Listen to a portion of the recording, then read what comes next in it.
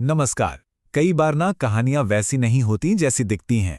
आज हम एक ऐसी ही साउथ इंडियन थ्रिलर की परतों को खोलने जा रहे हैं, जो शुरू तो होती है एक भूत की डरावनी कहानी से, लेकिन इसका अंत कहीं ज्यादा चौंकाने वाला है। कहानी की शुरुआत बस इसी एक लाइन से होती है। एक ऐसा बंगला जिसे देखते ही लगता है कि यहाँ कुछ तो गड़बड़ है, और यही वो जगह है जहाँ सब कुछ बदलने वाला है। तो होता यूं है कि आयुर्वेद के कुछ स्टूडेंट्स निकले हैं एक एजुकेशनल टूर पर।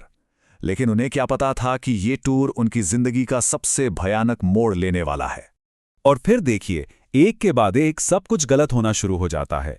उनकी बस एक सुनसान जंगल में खराब हो जाती है, फोन में सिग्नल तक नहीं होता, और उनके पास एक पुराने रहस्यमयी बंगले में पनाह लेने के अलावा कोई चारा नहीं बचता। तो जैसे ही ये सब उस बंगले में रात गुजारने का फैसला करते हैं, कहानी का असली डर सामने आता है, और वो भी एक भूत की कहानी बनकर। बंगले का केयरटेकर वेलू उन्हें बताता है कि वो कहाँ आ फंसे हैं। वो उन्हें वाणी के बारे में बताता है, एक ऐसी आत्मा जिसकी ब्रिटिश राज में हत्या कर दी गई थी और जो आज भी अपनी अधूरी इच्छाओं को पूरा करने के लिए वहीं भटकती है। लेकिन रुकिए, ये कोई मामूली भूत प्रेत की कहानी नहीं है। कहानी के मुताबिक वाणी की आत्मा किसी भी इंसान के शरीर पर कब्जा कर सकती है, अपनी कोई भी सांसारिक इच्छा पूरी करने के लिए। मतलब ये सिर्फ डराने का खेल नहीं है, ये कब्जा करने का खेल है। और अगली ही सुबह ये डरावनी कहानियां एक भयानक हकीकत में बदल जाती हैं।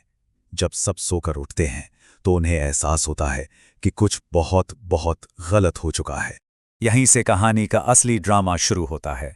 3 लड़कियां गायब हैं, कोई सुराग नहीं है, और बचे हुए लोगों के बीच डर और शक दोनों बढ़ता जा रहा है। और बस यहीं से कहानी एक नया मोड़ लेती है। अब यह मामला भूत प्रेत का नहीं रहा। पुलिस आ जाती है, जांच पड़ताल शुरू हो जाती है।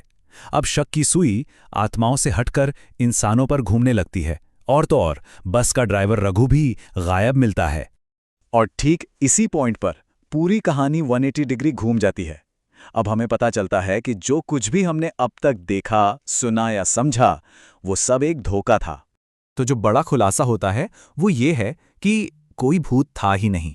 ये डर, ये भूतिया बंगला, ये वाणी की कहानी, सब कुछ एक बहुत ही सोची समझी साजिश का हिस्सा था, और इसे रचा था इंसानों ने बदला लेने के लिए। और इस पूरी साजिश के पीछे थी लेखा। उसका मकसद बहुत साफ और मजबूत था, अपने परिवार के लिए इंसाफ। वो इंसाफ जो उसे कानून के रास्ते कभी नहीं मिला।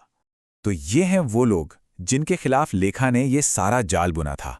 एक सुपरिटेंडेंट ऑफ पुलिस, एक बड़ा एक्सपोर्ट बिजनेसमैन और एक बिल्डर, तीनों के तीनों एक पुराने खूनी राज को दबाए बैठे थे। जरा सोचिए, ये प्लान कितना सटीक था। जिन लड़कियों को गायब बताया गया वो असल में लेखा की दोस्त और इस साजिश का हिस्सा थीं। बस का खराब होना भी कोई इत्तेफाक नहीं था। मकसद सिर्फ एक था, इस केस को इतना बड़ा बना देना कि असली मुजरिम खुद चलकर अपराध की जगह पर वापस आ जाएं। तो चलिए अब देखते हैं कि ये पेचीदा प्लान अपने अंजाम तक कैसे पहुंचता है। होता यह है कि मीडिया में मामला इतना उछल जाता है, इतना हाई प्रोफाइल बन जाता है कि उन भ्रष्ट अधिकारियों को अपनी जान बचाने के लिए सामने आना ही पड़ता है। और जैसे ही वो बंगले पर पहुंचते हैं, वो सीधे लेखा के बिछाए जाल में फंस जाते हैं। और आखिर में प्लान पूरी तरह कामयाब होता है। केपी राजन और उसके साथी गिरफ्तार हो जाते हैं। गायब हुई लड़कियां भी सुरक्षित सामने आ जाती हैं। और सबसे बड़ी बात, लेखा की मां और बहन का सालों पुराना केस एक मर्डर इन्वेस्टिगेशन के तौर पर दोबारा खुल जाता है। हाँ, लेखा और उसके दोस्तों को भी कानूनी अंजाम भुगतने पड़ते हैं, लेकिन उनके इस कदम से इंसाफ की जीत होती है। और ये कहानी हमें एक बहुत बड़े सवाल के साथ छोड़ जाती है कि जब कानून आपको इंसाफ देने में नाकाम हो जाए, तो क्या सच को सामने लाने के लिए खुद एक जुर्म का रास्ता अपनाना ही आखिरी चारा बचता है?